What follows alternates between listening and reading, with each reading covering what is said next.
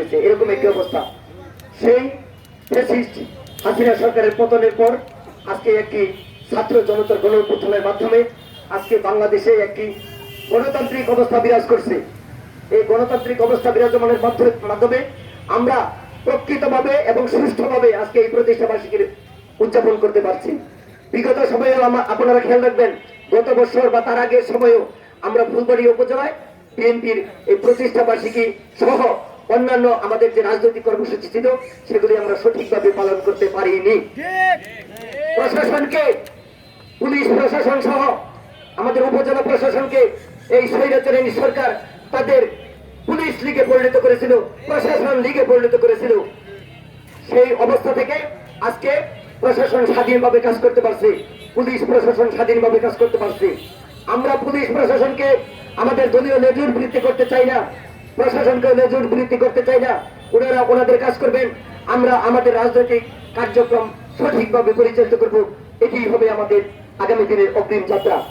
বন্ধুরা আমার, আমাদের বিএনপির ভারপ্রাপ্ত চেয়ারম্যান তারেক রহমান বলেছেন যে এখন আমাদেরকে মানে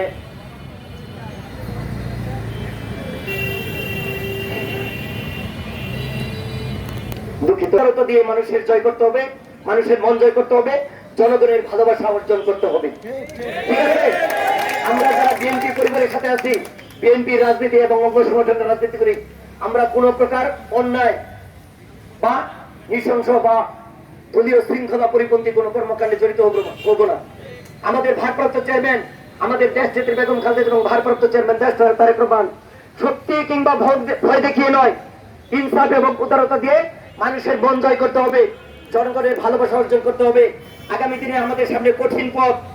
আগামী দিনে যখন নির্বাচন হয়, সেই নির্বাচনে আমাদের অত্যন্ত শান্তি এবং শৃঙ্খলার সাথে জনগণের মন বিজয় করে জনগণকে সাথে নিয়ে আমাদের সেই নির্বাচনে আমাদের বিজয় লাভ করতে হবে। কোন প্রকার ভয় কিংবা ভীতির রাজনীতি শেষ। বিগত সময়ে আপনারা দেখেছেন এই ফ্যাসিস্ট স্বৈরাচারী সরকার, খুনি হাসিনা সরকার গুম করেছে, হত্যা করেছে, মামলা গায়েবী মামলা দিয়েছে। আমাদের ফুলবাড়ী উপজেলায় এমন কোন ইউনিয়ন নেই যে ইউনিয়নগুলিতে প্রত্যেকটি ইউনিয়নে 2টি 3টির উপর অধিক মামলা করেছে, গায়েবী মামলা। সারা থানায় প্রত্যেকটি ইউনিয়নে এরকম গায়েবী মামলা করেছে, কোনো ঘটনা নাই। অথবা নিজেরা কোনো একটি ভাঙ্গা মোটরসাইকেলে আগুন দিয়ে বলছে যে গাড়িতে বিএনপি নেতা কর্মীরা আগুন দিয়েছে। এইভাবে আমাদের উপর অত্যাচার নির্যাতন করেছে। ইলিয়াস আলী চৌধুরী আলমের মতো আমাদের জাতীয় নেতাদের গুম করা হয়েছে। আজ পর্যন্ত ওনাদের সন্ধান পাওয়া যায় নাই। ইলিয়াস আলীর পরিবার, ইলিয়াস আলীর সন্তান এখন বড় হয়েছে, তারা দীর্ঘদিন তার বাবার আশায় প্রতীক্ষার প্রহর গুনতে থাকে। আমাদের লুনা ভাবি ইলিয়াস আলী ভাই ওয়াহিদ, উনি আমার ঢাকা বিশ্ববিদ্যালয়ের কর্মকর্তা ছিলেন, ডেপুটি রেজিস্ট্রার ছিলেন। লুনা ভাবি সহ ওনার স্বামীর আশায় সবসময় পথে বসে থাকেন। ওনার সেই ভাগ্য জুটে না যে ওনার স্বামী আদৌ বেঁচে আছে, আর ওনার সন্তানেরাও আদৌ ওনার লাশ দাফন করতে পারবে কিনা বা শেষ বিদায় জানাতে পারবে কিনা। এটি হলো আমাদের জন্য একটি কলঙ্ক। আগামী দিনে এই সমস্ত আয়নাগর বা গুমের সংস্কৃতি থাকবে না ইনশাল্লাহ।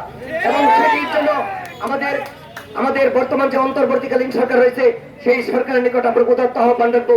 আয়নাগর যারা সৃষ্টি করেছে, যারা গুমের সংস্কৃতি চালু করেছে, যারা আমাদের অসংখ্য হাজার হাজার নেতাকর্মীকে হত্যা করেছে, তাদের বিচারের আওতায় এনে তাদের অতি দ্রুত তাদের শাস্তির ব্যবস্থায় আনতে হবে।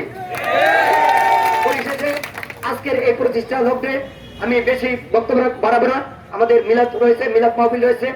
আপনারা সকলেই শান্তি এবং শৃঙ্খলার সাথে, বন্যা আমাদের একটি প্রাকৃতিক দুর্যোগ সৃষ্টি হয়েছে, পার্শ্ববর্তী দেশ থেকে চাপিয়ে দেওয়া এই বন্যা, মহান আল্লাহ রাব্বুল আলামিন যে কোনো সময় যে কোনো কিছুই করতে পারে। কিন্তু আমাদের যেহেতু আমরা নিম্নাঞ্চল, আমাদের উপরে অবস্থান করছে ভারত।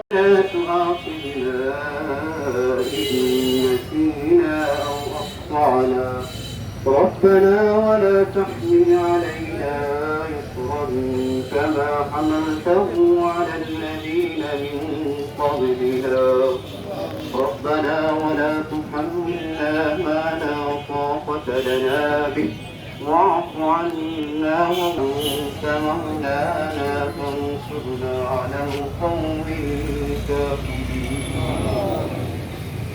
رب اغفر وارحم وانت خير الراحمين رب اغفر وارحم الراحمين حسبي الله لا إله إلا هو عليه توكلت وهو رب العرش العظيم لا إله إلا أنت سبحانك إني كنت من الظالمين رب ارحمهما كما ربياني صغيرا رب ارحمهما كما ربياني صغيرا আয় আল্লাহ আমরা এই মজলিসে বসে আল্লাহ কোরআন পাক থেকে কয়েকটি সূরা তেলাওয়াত করেছি দোয়া দুরূদ যাই করেছি আপনি আমাদের এই দোয়া দুরূদগুলোকে কবুল আর মঞ্জুর করিয়ে নিন আয় আল্লাহ এই আমলগুলোর মধ্যে যদি কোনো ভুল ত্রুটি হয়ে থাকে সেগুলো ক্ষমা করিয়ে দিন আয় আল্লাহ এই সমস্ত আমলের নেকিকে আপনি লক্ষ কোটি গুণে বৃদ্ধি করিয়া